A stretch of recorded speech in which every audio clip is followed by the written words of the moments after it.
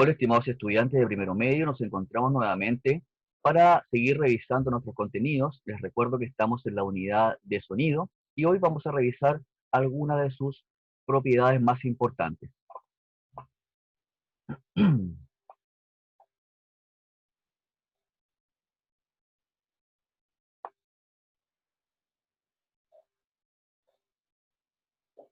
Vamos a revisar la guía número 7 y vamos a observar principalmente los conceptos de refracción, difracción y efecto Doppler. Ya, aquí arriba en la guía, ¿cierto? Les he dejado una dirección para que ustedes puedan ingresar. Hay una gran cantidad de información que ustedes pueden descargar desde ahí o mirar algún video que les parezca interesante. Yo constantemente voy a estar actualizando esta página para que ustedes, ¿cierto?, tengan acceso a ella y complementar los contenidos que se están viendo en casa. Bien, vamos a partir con la refracción del sonido. Cuando hablamos de las ondas, en general, la refracción se refiere a el cambio de dirección de una onda, porque pasó de un medio a otro. Un medio, ¿cierto?, que puede tener mayor densidad o tiene otras características que está atravesando. En este caso, cuando hablamos de la refracción del sonido, tiene que ver con los cambios de temperatura que hay dentro de un mismo medio. Y es así que podemos tener dos situaciones. Cuando yo tengo un ambiente que tiene una temperatura más cálida, por ejemplo, en un día de verano, las ondas de sonido van a tender a subir. ¿Por qué? Porque la superficie, ¿cierto?, de ese lugar, si estamos hablando que un sonido se emite, el foco emisor está cerca del suelo, bueno, en ese mismo lugar, ¿cierto?, hay mayor temperatura. Mientras mayor sea la temperatura, más rápido, ¿cierto?, este sonido va a tender a elevarse, me refiero a las ondas de sonido. Y eso se llama refracción del sonido. Por lo tanto, ¿cierto? En un día de verano, caluroso, la verdad que yo no voy a escuchar también un sonido, ¿verdad?, que proviene de un lugar donde yo en un tiempo normal, ¿cierto?, o con menos temperatura podría escucharlo. ¿Por qué? Porque la onda va a tender a subir. En cambio, en un ambiente frío, las ondas de sonido tienden a curvarse hacia abajo. Por lo tanto, ¿cierto?, es más factible que yo pueda escuchar sonidos lejanos en un día frío o en una noche, ¿verdad?, donde la temperatura es menor. Ese es el fenómeno de la refracción en el sonido. No estamos hablando de que la onda pase de un medio a otro, sino que estamos hablando que dentro de un mismo medio, ya en este caso el aire, se va a producirse toda una desviación de la onda de sonido. Ya. La difracción del sonido. Cuando hablamos de difracción en ondas, estábamos hablando de que una onda puede o es capaz de atravesar un medio. En este caso ocurre lo mismo. Las ondas de sonido son capaces de rodear un medio, ¿verdad? Y formarse un nuevo foco emisor. Por ejemplo, ¿dónde yo tengo difracción del sonido? Cuando tengo una puerta o una ventana cerrada y fuera de ella hay un sonido o un foco emisor, la verdad que se escucha bastante atenuado, débil. Pero si yo entreabro la puerta o entreabro la ventana, voy a ver inmediatamente que el sonido se ve amplificado. Eso es porque en esa abertura el sonido ingresa como un nuevo foco y yo estoy sintiendo el sonido más cerca. ¿Ya? Ahora, ¿qué tiene que ocurrir? Tiene que ocurrir en el fenómeno de la difracción que una onda, para que ocurra este fenómeno, la longitud de onda tiene que ser similar o de estar dentro de las dimensiones de la abertura que permite que esa onda penetre. Por ejemplo, las ondas de sonido están entre los centímetros, me refiero a la frecuencia de sonido, y los metros, ya 17, 18, 20 metros. Por lo tanto, si yo tengo una ventana abierta que tiene 70 centímetros, una puerta entreabierta que tiene 20 centímetros, la verdad es que el fenómeno de la difracción se va a producir sí o sí. ¿Ya? Aquí dejo unos videos, ¿cierto?, para que ustedes puedan ver la diferencia entre reflexión, refracción y difracción. Es importante que vayan mirando los videos como les he mencionado en otras oportunidades. Y llegamos al efecto Doppler. Bueno, el efecto Doppler, ¿cierto? Es un fenómeno que ocurre cuando un foco emisor, ¿cierto?, se está moviendo o un observador se está moviendo hacia un foco emisor. ¿A qué me refiero con esto? Si ustedes pueden ver acá la imagen, ¿cierto? Hay dos personas que están observando una ambulancia que tiene su sistema, ¿verdad?, de alarma encendido, ya sea su baliza o su sirena. Como la ambulancia está detenida, ambas personas perciben la misma frecuencia de la ambulancia porque está detenida, no se está moviendo ni los observadores ni la ambulancia. Sin embargo, cuando la ambulancia está en movimiento, hay un cambio aparente en la frecuencia y se pueden generar dos situaciones. Una, cuando la ambulancia en este caso o el foco emisor se está acercando a un observador, la frecuencia tiende a aumentar. Por lo tanto, yo voy a sentir o percibir que ese sonido tiene una frecuencia más alta y es más seguro. Por otro lado, el observador que está viendo que la ambulancia se aleja, ¿cierto? Se está produciendo un cambio en la frecuencia, pero en este caso está disminuyendo. ¿Eso qué quiere decir? Que para este observador que está detrás de la ambulancia, el sonido de la sirena se hace cada vez más grave. ¿Ya? El efecto Doppler solamente se produce cuando el foco emisor está en movimiento y es un cambio aparente de la frecuencia que emite el foco emisor. Un foco emisor es un sonido cualquiera. Ya a eso me refiero. Bueno, más arriba, ¿cierto? Lo voy a devolver. Más arriba ustedes vieron que había un murciélago. Bueno, hay animales, no solamente los murciélagos, ya, pero este es un ejemplo bastante típico. Hay una especie de murciélago que sí utiliza el efecto Doppler para poder alimentarse. Por ejemplo, él emite unos chillidos y esos chillidos, ¿cierto?, van a alcanzar o van a chocar contra un insecto o a una presa, ¿verdad?, que él quiera cazar, y va a ver, ¿cierto?, si está detenido, se está alejando o se está acercando, solo por el cambio de frecuencia que este animal puede percibir. La verdad que los murciélagos tienen mayor facultad para escuchar que para ver. Ellos prácticamente ven escuchando. ¿Sí? Ahí tenemos el efecto Doppler aplicado en la naturaleza. Ya. Y creo que llegamos hasta acá. Eso era la guía, ¿verdad? Número 7. A ver. Sí, había una actividad acá que decía, escriba 3 aplicaciones del efecto Doppler en la vida cotidiana. Bueno, yo la verdad que puse algunas, decía vida cotidiana, por lo tanto, ¿cierto? No mencioné el hecho de que se puede estudiar que el universo o las galaxias se están alejando de nuestra posición por el efecto Doppler. Ya eso es una aplicación de astronomía. ¿Sí? ¿Qué es lo que sucede ahí? Cuando veamos luz, vamos a aclarar un poco más qué es lo que pasa con el efecto Doppler y la luz. Estamos hablando del efecto Doppler en el caso del sonido. Ya, tenemos detector de velocidad de un vehículo. ¿Sí? En la carretera, ¿verdad? Yo puedo detectar la velocidad con un dispositivo que mide la velocidad a la que se mueve un automóvil. ¿Sí? La ecocardiografía para detectar afecciones al corazón. ¿Sí? Y la ecografía 3D, que es, bueno, en realidad no es 3D, es 4D porque alguna detecta movimiento también. ¿Sí? Cuando hablamos de 3D, estamos hablando de la superficie y el volumen, ya la forma, el cuerpo, cómo está el cuerpo del bebé en este caso. Pero cuando hablamos de 4D, estamos hablando de que estamos viendo el movimiento, además de la tercera dimensión. ¿Sí? Eso es gracias al efecto Doppler. Ya.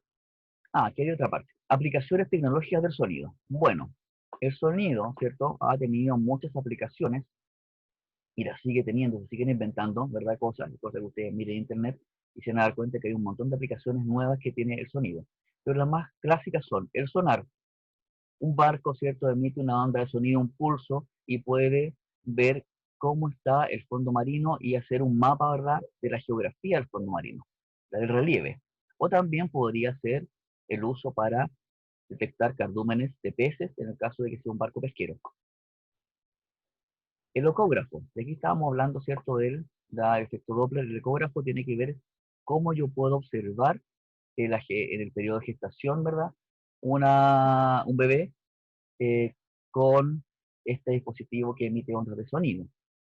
Antiguamente, ¿cierto?, existía solamente la ecografía, que era bastante plana. Hoy en día existe la ecografía 3D y 4D, que nos da una idea más acabada de cómo viene cierto bebé y por cierto detectar algunas enfermedades como malformaciones.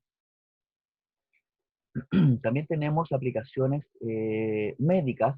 Bueno, aparte del ecógrafo tenemos, ¿cierto? Se usa el ultrasonido, por ejemplo, para descubrir cálculos renales, ¿ya? En vez de operar a una persona, le podemos aplicar ultrasonido y pulverizar los cálculos renales. Ahí tenemos una aplicación médica, ¿ya? Aplicaciones industriales, bueno, ¿cierto? Por ejemplo, podríamos usarlo para la construcción, para detectar cuánto espesor tiene una construcción, un muro o un piso, ¿sí? También tenemos ultrasonidos, ¿cierto? Para esterilizar material de laboratorio. Y también podemos utilizarlo para moldear y hacer formas, como en el caso de la fotografía. Y por último tenemos las aplicaciones en el tratamiento de alimentos. En lugar de esterilizar con aplicación de calor, nosotros podemos conservar alimentos de varias maneras, ¿ya? Y casi todas las formas de conservar alimentos incluye la transformación de este alimento. Cocinar, ¿cierto? Salar, secar, deshidratar. Pero si yo aplico ultrasonido, voy a eliminar solamente la superficie, los microorganismos que están en la superficie de los alimentos y los voy a esterilizar de cierta forma. Y el alimento, ¿cierto?, va a quedar casi intacto. Bien.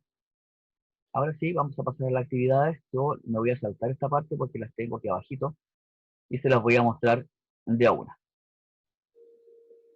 A ver, la primera actividad, ¿cierto? Decía, Fernando observa la representación gráfica de dos sonidos emitidos por un mismo instrumento musical.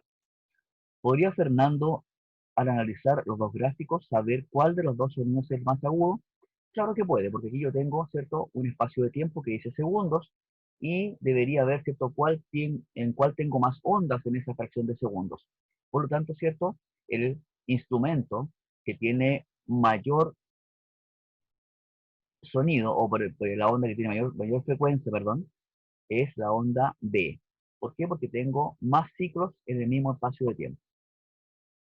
Después, un aparato especial de medición de ondas de sonido detecta una onda cuya frecuencia es de 200 Hz y que se propaga con una rapidez de 355 metros por segundo.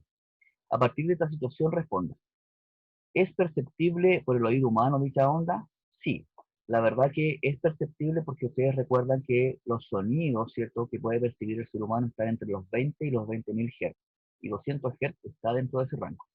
Y B, ¿cuál es el periodo y la longitud de onda? Bueno, si yo recuerdo, periodo se define como 1 partido por frecuencia, entonces sería 1 partido por 200, y eso me da 0,005 segundos de periodo. O sea, cada onda, ¿cierto?, se produce en ese lapso de tiempo. Y la longitud de onda la saco de la rapidez que me están dando. Entonces, yo sé que rapidez es longitud de onda por frecuencia, y despejo entonces, longitud de onda va a ser velocidad partido por frecuencia. Y eso me da 1,675 metros de longitud de onda. Ya. Pues dice, Verónica completa una tabla donde entrega ejemplos sobre algunos fenómenos que experimentan las ondas sonoras. ¿Ya? Y tenemos que ver, ¿cierto?, si está bien la clasificación que hizo Verónica. En este caso no está correcta porque las dos primeras, ¿cierto?, están erradas. ¿Sí? La primera no es absorción, sino que es reflexión. La segunda es absorción y no reflexión. Y la tercera está correcta, que es transmisión.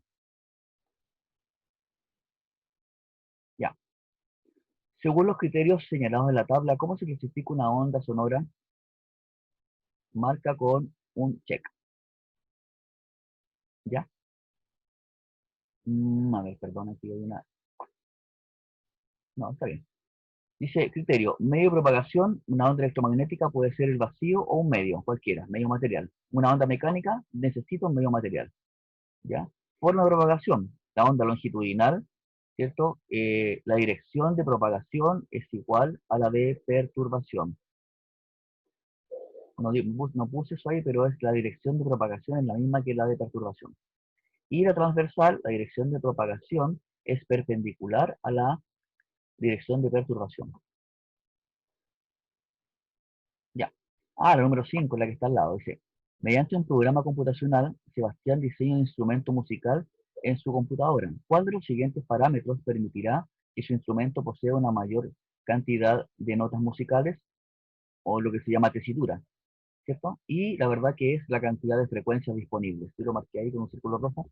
Esa es la variable que le va a permitir tener una mayor cantidad de notas musicales. Ya dice, cuando Patricia golpea un diapasón A, el diapasón B comienza a vibrar, tal como se representa en la imagen, esta que está acá. Dice A, ¿qué condición o condiciones son necesarias para que el diapasón B comience a vibrar? Bueno, el diapasón B debe entrar en resonancia, es decir, la frecuencia de vibración del diapasón A debe ser mayor a la frecuencia natural del diapasón B. Y el fenómeno se llama resonancia. Estamos haciendo un repaso de lo que hemos visto anteriormente sobre sonido.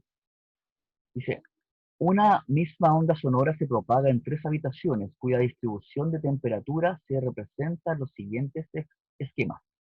Entonces, la pregunta es, ¿en cuál o cuáles habitaciones la onda sonora experimentará refracción? Justifica tu respuesta. Bueno, yo escribí lo siguiente.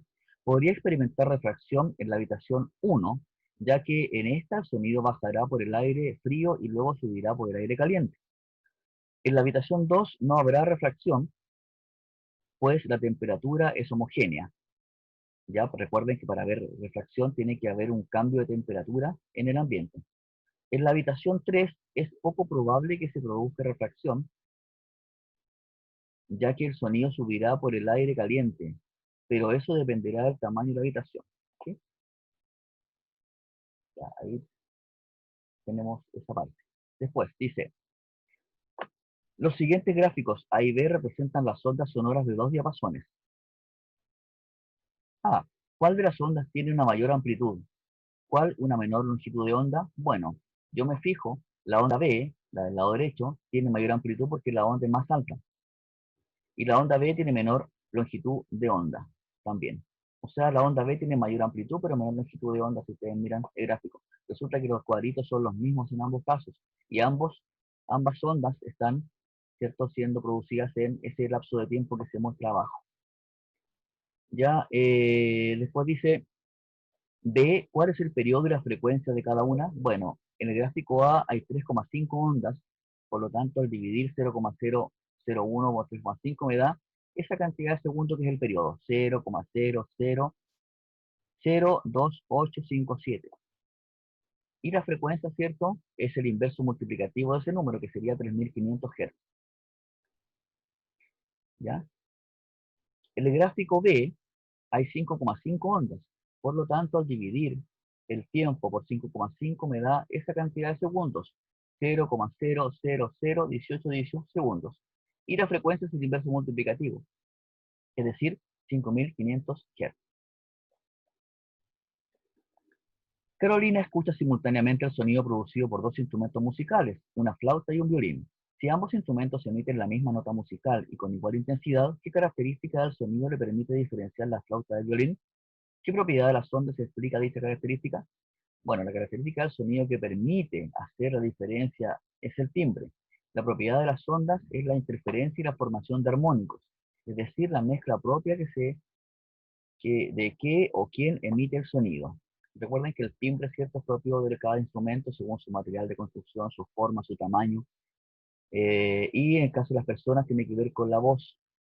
Y la voz es propia porque la voz del aparato fonador es como si fuera un instrumento musical. En cada persona es distinto. Ya.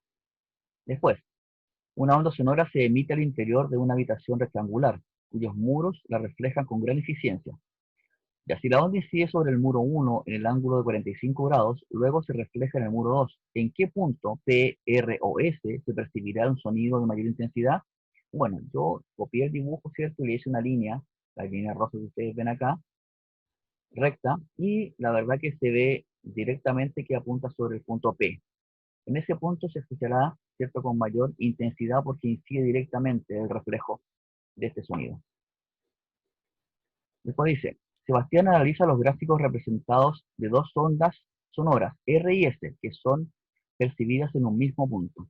¿Cuál de las ondas sonoras es más intensa? Justifica tu respuesta. La intensidad, recuerden que tiene que ver con la amplitud, y la amplitud es la altura de la onda, por lo tanto, la onda S tiene mayor amplitud y se escucha más fuerte y más intensa. Después dice, ¿cómo le explicarías a un amigo por qué en una tormenta eléctrica la luz del relámpago se percibe antes que el sonido del trueno? Bueno, eso tiene que ver con la velocidad de propagación de cada una de estas ondas. La onda de sonido ya es una onda que tiene menor velocidad respecto de la onda de una onda luminosa.